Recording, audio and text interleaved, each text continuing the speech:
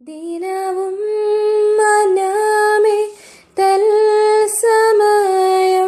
വൻ കൃപകൾ പ്രാപിപ്പാൻ. ദിനവും മനമേ തൽസമയം വൻ കൃപകൾ പ്രാപിപ്പാൻ. അതിധൈര്യമായി കൃപാസനത്തിൻ അന്തികത്തിൽ ചെന്നു നീ. അതിധൈര്യമായി കൃപാസനത്തിൻ അന്തികത്തിൽ ചെന്നു നീ. ദൈവവചന ചിന്തകൾ കേൾക്കുന്ന എല്ലാ മാന്യ ശ്രോതാക്കൾക്കും ക്രിസ്തീയ വന്ദനം.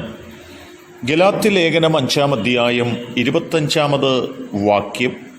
ആ വചനം ഇങ്ങനെ വായിക്കുന്നു: ആത്മാവിനാൽ നാം ജീവിക്കുന്നു എങ്കിൽ ആത്മാവിനെ അനുസരിച്ച് നടക്കുകയും ചെയ്യുക എന്നുള്ള വചനമാണ്.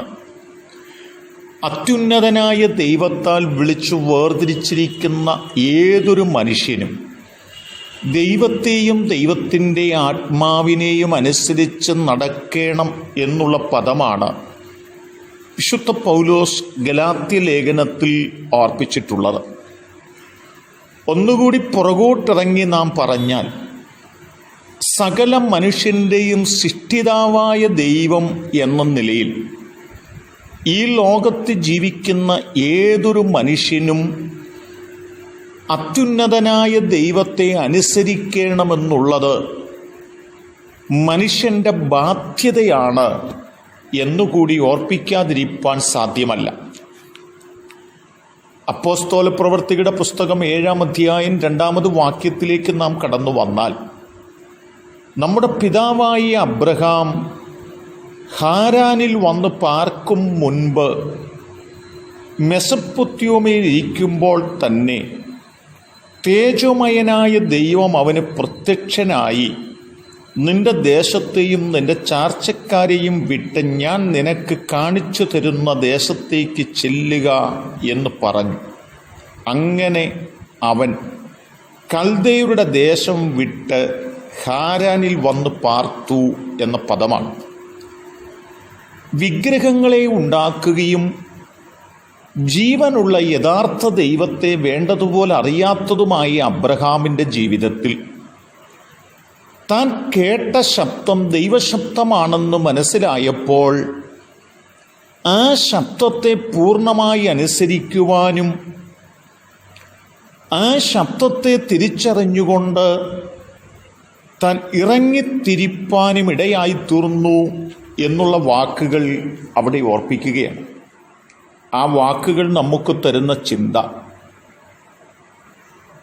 ദൈവത്തിൻ്റെ സൃഷ്ടി എന്ന നിലയിൽ ദൈവം മനുഷ്യനോട് പറയുന്നത് മനുഷ്യൻ കേൾക്കുവാനും അനുസരിക്കുവാനും കടപ്പെട്ടിരിക്കുന്നു എന്ന് അബ്രഹാം ബോധ്യപ്പെടുത്തുകയാണ് ചെയ്തിട്ടുള്ളത്. അപ്പോസ്തല പ്രവൃത്തികളുടെ പുസ്തകം തന്നെ 16-ാം അധ്യായത്തിലേക്ക് നാം കടന്നു വന്നാൽ അതിൻ്റെ 6-ാമത്തെ വാക്യം നാം ഇങ്ങനെ വായിക്കുന്നുണ്ട്: അവർ ആസിയിൽ വചനം പ്രസംഗിക്കരുതെന്ന് പരിശുദ്ധാത്മാവ് വിലക്കുകയാണ്. ഇവിടെ പറയുന്നത് എന്താണ്? ശക്തമായിട്ട് ദൈവത്തിൻ്റെ വചനം സംസാരിച്ചു കൊണ്ടിരിക്കുന്ന, ദൈവത്തിൻ്റെ തിരുവചനം തെളിവായി സംസാരിച്ചു കൊണ്ടിരിക്കുന്ന പൗലോസിനോട് ദൈവത്തിൻ്റെ പരിശുദ്ധാത്മാവ് പറയുകയാണ്, ആസിയിൽ നീ ദൈവത്തിൻ്റെ വചനം പ്രസംഗിക്കരുത് എന്ന് പറയുമ്പോൾ അതിനെ പൂർണ്ണമായി അനുസരിക്കുവാനും ഉൾക്കൊള്ളുവാനും അംഗീകരിപ്പാനും മനസ്സ് വെച്ചുകൊണ്ട് പൗലോസ് അവിടെ നിന്ന് മറ്റൊരു വഴിയായി കടന്നു പോകുന്നു എന്ന് ആ വാക്യങ്ങൾ ഓർപ്പിക്കുകയാണ്.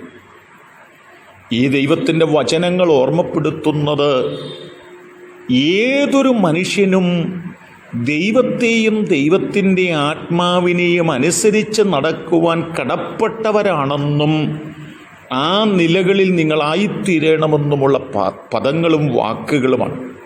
ആകയാൽ എന്നെ കേൾക്കുന്ന പ്രിയപ്പെട്ടവരെ, നാം നമുക്ക് ബോധിച്ചതുപോലെയോ നമ്മുടെ ഇഷ്ടത്തിനനുസരിച്ചോ പോകുന്നവരായിട്ടല്ല, സൃഷ്ടിതാവായ ദൈവത്തെ അനുസരിക്കുന്നവരും ആത്മാവിനെ അനുസരിച്ച് ജീവിക്കുന്നവരുമായി തീരുവാൻ നമുക്ക് ഉത്സാഹിക്കാം. അതിനെന്നെ കേൾക്കുന്ന നിങ്ങൾക്കെല്ലാവർക്കും ദൈവം കൃപ നൽകട്ടെ. കരുണയുള്ള ദൈവമേ, ഞങ്ങൾ അനുസരണം കെട്ടവരായിട്ടല്ല, ഞങ്ങളുടെ സ്വന്തം താല്പര്യത്തിനനുസരിച്ച് ജീവിക്കുന്നവരായിട്ടുമല്ല, ഞങ്ങൾ ദൈവത്തെ ഭയപ്പെടുന്നവരും ദൈവത്തെ അനുസരിക്കുന്നവരും ആത്മാവിനെ അനുസരിക്കുന്നവരുമായി ജീവിപ്പാൻ ഞങ്ങളെല്ലാവരെയും പ്രാപ്തരാക്കണമേ. ഈ ദൈവവചന ചിന്ത കേൾക്കുന്ന എല്ലാവരെയും അതിനായി ഒരുക്കണം. പ്രാർത്ഥന കേൾക്കുന്നത് കൊണ്ട് സ്തോത്രം. യേശു കർത്താവിൻ നാമത്തിൽ തന്നെ ആമേൻ.